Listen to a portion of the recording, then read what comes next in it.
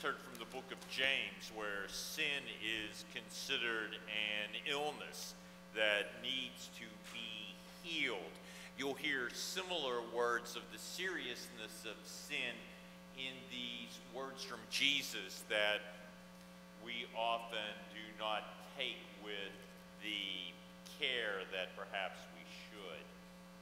We're really following directly from last week about this argument of who is the greatest in the issue of power among Jesus' disciples. John said to Jesus, "Teacher, we saw someone casting out demons in your name. We tried to stop him. He was not following us." But Jesus said, "Do not stop him.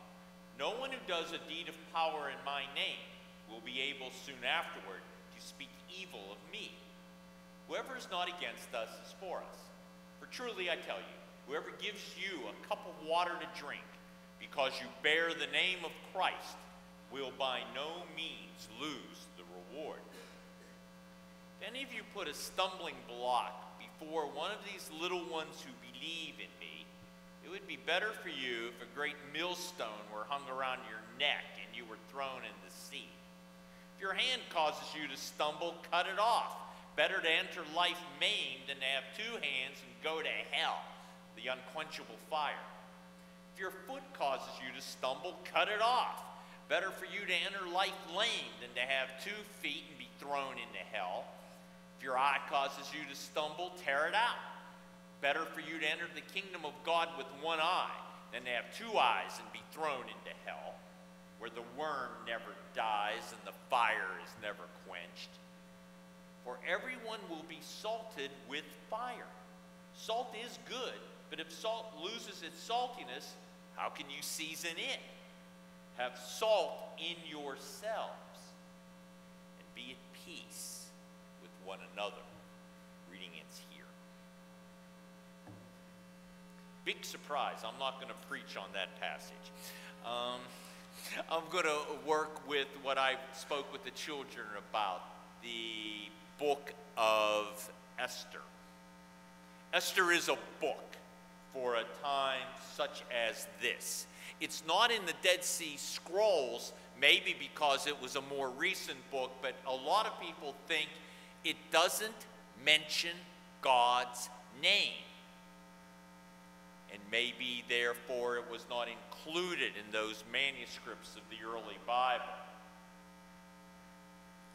The book is about basically this: what happens to a colonial people? How do you survive, maybe even flourish, when you're under the thumb of an alien power? Remember that by the time this is written, in all likelihood, the northern kingdom had been taken over for maybe 500 years. The southern kingdom for maybe 200 to 300 years.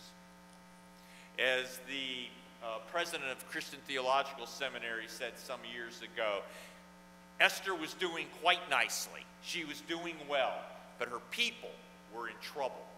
The story says that Esther is the chief wife in the harem of the king. And this was probably Xerxes, the king that attacked Greece. But she is told of a plot to destroy her people. She, in all likelihood, could have lived her life as a main queen in the harem and lived in luxury and pomp and ease all her days. Will she risk her position? Will she risk her life to try to save her people? We've been reading a lot of wisdom passages in Scripture lately. Here again, a woman lives as woman wisdom embodied. She is in a very tough spot and has to figure out, how can I save my people? How in the world I live can I do some good?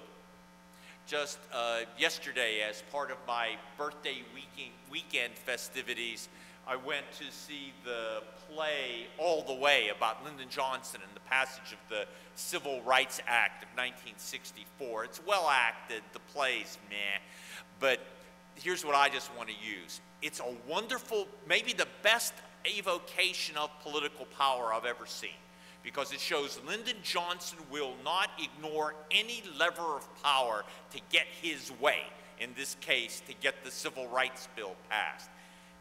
Threats, bribery, or at least getting certain projects through, appealing to someone's vanity, appealing to someone's fear, using the FBI, whatever he can do, he'll do it. Esther is in a similar position, but she doesn't have many levers of power. All she can do is try to curry favor with her mercurial king. But Esther gives us a hint that God's name isn't present in this book, but God is. The presence of God is there behind the scenes. Is the presence of God there the way things have fallen together for Esther? That out of all the women in the kingdom, she becomes the chief wife. The way she hears about the plot against her people. Is the hand of God behind that? Not explicitly, like Governor Walker said recently, where God told him to leave the race. I'm sure that his drying up finances had nothing to do with it. But God's in behind the scenes, not openly, but it's not magic. In the book of Esther and in our lives, real human beings are called to make wise decisions all the time in the real world, with real conflicts and real consequences for our decision. God is present in the life of Mordecai, her uncle, and Esther. In this book, and I'm convinced in our lives, God does work and work hard. But God responds to, works in and through us, works through and in real events. Sometimes they may seem trivial. Sometimes they may seem comic. Sometimes they may be horrifying. But God is working with the material God has, us. God may appear sometimes to be quite distant. But God is at work through the actions of real people. And in Esther, even though they're far away from home, long after the exile had returned some of the people to Israel. Esther is in a really tight spot. The story's constructed so that she can just not march into the king without being asked into his presence. But since she lives in a harem, the king has been looking at other wives, and she hasn't been called into his presence for a while. Will she be able to live her life? The poor thing doesn't even have her name anymore. Her name, Esther, is Ishtar, the Persian goddess. Her uncle Mordecai doesn't have his Jewish name anymore. He's named after the great moon god Marduk. She could conceal her Jewish identity. For all we know, the king had no idea who she was. She could try to live in an opulent hiding place forever. She could walk away from her people. But she responds, I will find a way out of this. If I die, I die.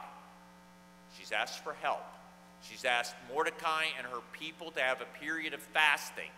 But even here, it doesn't say prayer and fasting like it almost always does. Just fasting.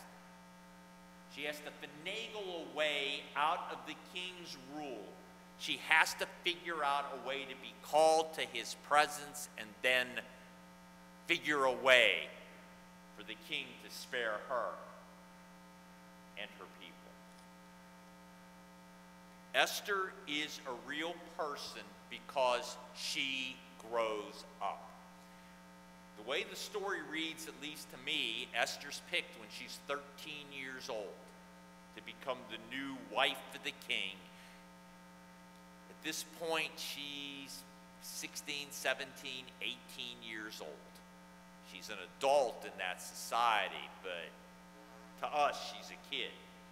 To me, as I get older and older, she's definitely just a kid. But she also moves. She's a mere object for the king. She's a teenager in a harem. But now, she starts to wear the mantle of a queen. She is someone who is going to make difficult decisions and make commands even on her own within her limited sphere. Mordecai had taken on the responsibility of raising her when she was orphaned, but now she's on her own to save her people, even at the risk of her own life. She could stay quiet. She could run. She could hide. But no, like Moses, she turns her back on royal court life to support her troubled people. She learns, she evaluates, she plans, well, she plots. She has to be able to read into the evil motives and actions of Haman. She has to figure out what's an angle to get her husband's attention. She uses the tools of her power at her disposal to reverse the positions of the king and the evil Haman bent on genocide. Daniel De Silva, I think, who's his wife? Jamie Gangel, who worked for NBC for years, has written a series of spy novels with his lead character, Gabriel. I think he knows the story of Esther because he plays on intelligence and plotting and planning and indirection in his books to get Gabriel along out of his tight spots. Her plan won't succeed like that. It depends on her reading of the situation. And so, she plays a role, indirect, self-effacing, maybe seductive. She takes the tools of a colonial people to win protection for her people. She takes her limited power to save her people. The book of Esther tells us, I think, that imperfect, unformed people are capable of doing important tasks. People who live trivial lives can be called to make important decisions. Few of us have the stalwart virtues of her uncle Mordecai, but his very virtues got him and his whole people in trouble because he was too good, too pure for his own good. At one point and another, Esther tells us, all of us find ourselves in a position of decision. All of us can get called to account. All of us make decisions that announce what kind of person we are, what wisdom we possess.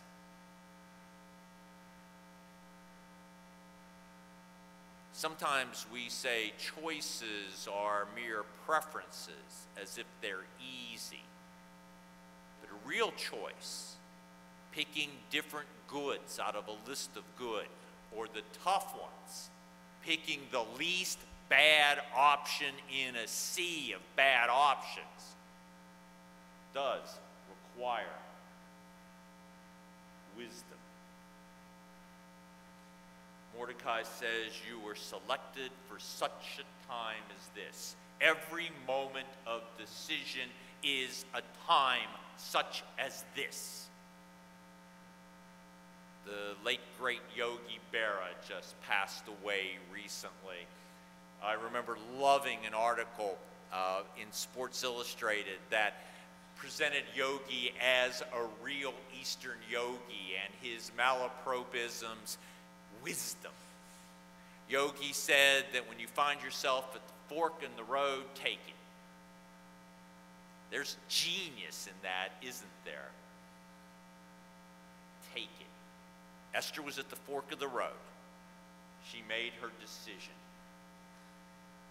Most of us do not receive direct transmission from the Almighty. At best, we may discern God's will, struggle to find God's will, but few of us don't have static on the line when there's a divine cell phone call for us. Presbyterians have long held to the notion of providence, that God has a guiding hand in human events, in human fortunes. Sometimes that gets vulgar, and that God arranges things with us as puppets. But providence has always meant that God is working in ways beyond our seeing, that God can take the long view. God has a perspective that we cannot grasp in our complex and difficult world. Or sometimes we can talk about providence, but we only see it after the fact. We have a phrase, hindsight is 20/20. That's the issue of providence. God may see into the future. We see clearly only after the fact. But God does, it seems, work, sometimes visibly, more often with a hidden hand, toward human good. Indeed, God's purposes work out through decisions made by human beings. God deals with varieties of actions that interact all through the complex network of human life, human history, our daily lives. Last week, James wrote of God being near. So often we take that as a feeling of intimacy, of closeness with God. Esther's not so romantic. It says that God is as close as the matrix of our actions. God is as close as our decisions, big ones and little ones, trivial, complex, vital. But God is as close as how our decisions, our acts, ramify, play out in our world and the world to come. We do God no favors when we adopt the position of a lot of our religious brethren who say the world's going downhill, the world's going straight to hell in a handbasket. That's not scriptural. It's a point of view. The point of the view of the Bible is God is at constant work to heal and save and transform human life into a life that's worth being called human. And we make that decision with God accompanying us every single day of our lives.